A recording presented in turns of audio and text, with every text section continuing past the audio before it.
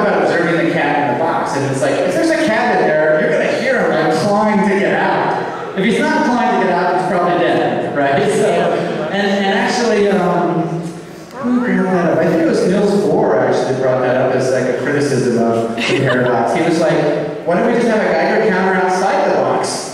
We'll know if the atom decayed from outside the box. We're observing the radioactive atom decay, not the cat itself. So you're basically tricking the superposition principle of the cat. So, but I love that it's gone on this long and people are still talking about it. And the more you can learn about something like that is cool. People come up with their own analogies and paradoxes.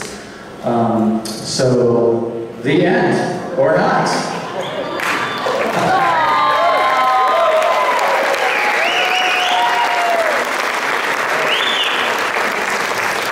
I don't even know how long that was. But so check this out. This is like a Schrödinger's cat, like a magic 8-ball. You can buy a Think Geek. It says, may or may not contain a live animal. So you ask it like a yes or no question, and you just like open it up. And the cat is like alive or dead.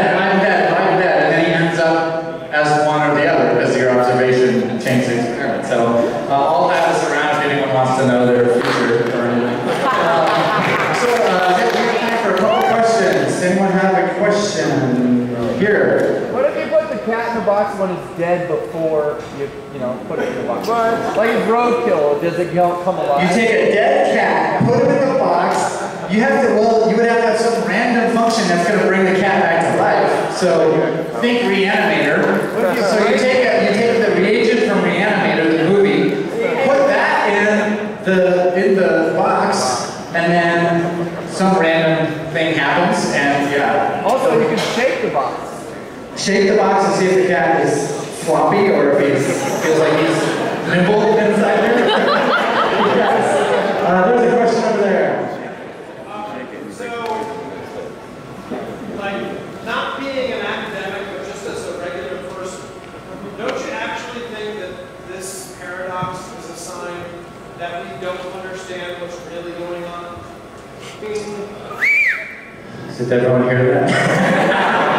As a regular person, which I don't know if I identify with that or not, so you're saying by having this paradoxical analogy, we're kind of admitting that we don't know what's going on.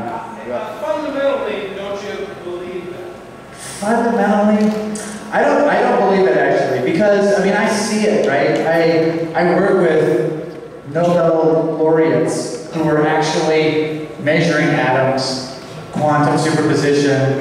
They can actually see atoms with infrared cameras. You can actually trap a single atom and observe it. You can look at it, and they're actually making quantum computers with trapped atoms. So I think like back in this time, I fully agree. They're like, a lot of what Einstein did was theoretical, and we're just still discovering now, experimentally some of those theories. So I would say at any given time in history, there's as much as we know as much as we don't know, right? So we come up with this kind of a paradox as a thought experiment, which is what it was. It's just an experiment. It's just an analogy for quantum physics. But now we're actually doing it, so... But disproving is proving that we don't know, right?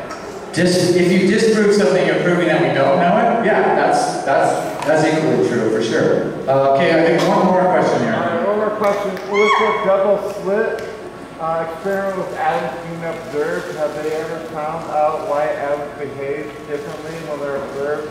And can you observe atoms without them knowing? Yeah, so he's talking about the double slit experiment, which is basically what, Heisenberg, Schrödinger, that's kind of the basis of this double slit experiment where these atoms are acting, the way that they're acting is two different identical ways, and you don't know, you can't predict it. So, the answer is, we don't know why, but we know that. Yeah.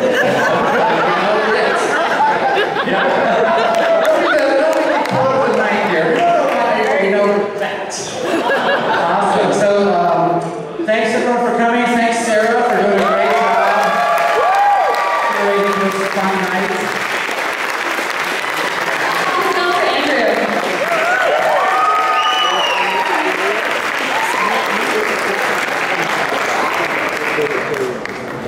All right, so you'll have to bear with me for a second because our next speaker, Aaron, is, I have to get his presentation ready all weird. So in the meantime, Aaron, do you want to start heading up towards the stage?